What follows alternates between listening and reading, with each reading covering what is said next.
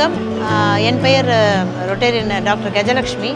நான் சென்னையிலையும் கோயம்புத்தூர்லேயும் வந்து இந்த ஆர்கானிக் ப்ராடக்ட் சம்மந்தமான ஆஃபீஸ் வச்சுருக்கேன், கடையும் வச்சுருக்கேன், ரெஸ்டாரண்ட்டும் வச்சுருக்கேன். ஸோ இது ஆர்கானிக் ப்ராடக்ட்ஸ் வந்து பார்த்திங்கன்னா நம்ம மக்களுக்கு வந்து இது ரொம்ப முக்கியமான தேவைகள் இது. ஸோ எல்லாத்துக்குமே மருந்து மாத்திரை சாப்பிட்டுட்டு இருக்காமல் நம்ம உணவுலேயே வந்து நம்ம வந்து கட்டுப்பாடு கொண்டு வரலாம். உணவே மருந்துன்ற கான்செப்டில் தான் இந்த ஆர்கானிக் ப்ராடக்ட்ஸ் இருக்குது. ஸோ இங்கே பார்த்தீங்கன்னா எங்ககிட்ட பார்த்திங்கன்னா இந்த சிறுதானியத்திலே வந்து லட்டுகள் இருக்குது, தேன் நெல்லி இருக்குது, அப்புறம் குக்கீஸ் இருக்குது, ரஸ்க் இருக்குது. ஸோ இது எல்லாமே குழந்தைங்களுக்கு உகந்தது, அப்படியே எடுத்து சாப்பிட்லாம், பெரியவங்களும் சாப்பிட்லாம். அதுக்கப்புறம் இதெல்லாம் மால்ட்டு வந்து பார்த்திங்கன்னா நம்மளுக்கு வந்து மார்னிங் டீ காஃபி குடிக்க வேண்டாம் அப்படின்றவங்க இதை சாப்பிட்லாம். இது குழந்தைங்க பெரியவங்க எல்லாருமே சாப்பிட்லாம். இதில் வந்து ஒயிட் சுகர்லாம் எதுவும் கிடையாது. நாட்டு சக்கரை, ரியல் ஃப்ரூட் அண்ட் வெஜிடபிளை ட்ரை பண்ணி காய வச்சு இது ரெடி பண்ணுறாங்க. ஸோ இது வந்து ஆர்டிஃபிஷியல் எதுவுமே இதில் கிடையாது, ஆர்டிஃபிஷியல் கலர் எதுவுமே கிடையாது. ரியல் ஃப்ரூட்ஸ் அண்ட் வெஜிடபிள்ஸ் இது.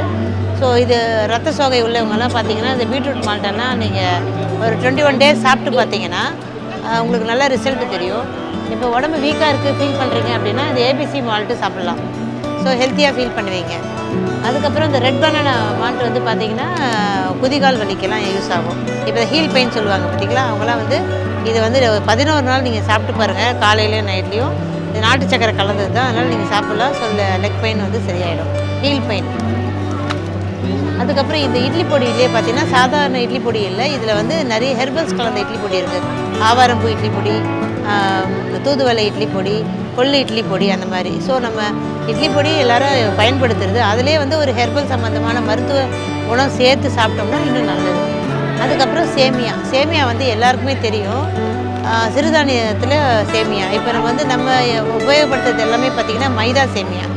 ஸோ மைதா அது இல்லாமல் சிறுதானிய மாவு அதை வச்சு சேமியா.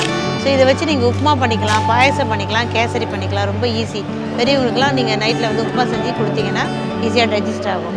பாரம்பரிய அரிசி வகைகள் எல்லாமே இருக்குது. தூயமல்லி, மாப்பிள்ளை சம்பா, ரத்தசாலி, குடவாழை, அன்னமழகி, பறக்கும் சிட்டு, இந்த மாதிரி நிறைய வகை. ஒரு அரிசி சாப்பிட்டா வந்து நம்ம வந்து நோய் குணமாகுங்க. நம்ம பாரம்பரிய அரிசியை நீங்கள் சாப்பிட்டீங்கன்னா நோய் குணமாகும், சுகர் வருன்ற பயமே தேவையில்லை.